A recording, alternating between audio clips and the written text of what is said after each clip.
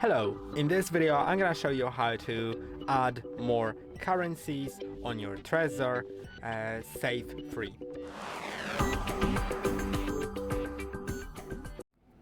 To do it, in the TREZOR Suite, you'll need to go to Dashboard, then go to Assets, and now you can activate more assets.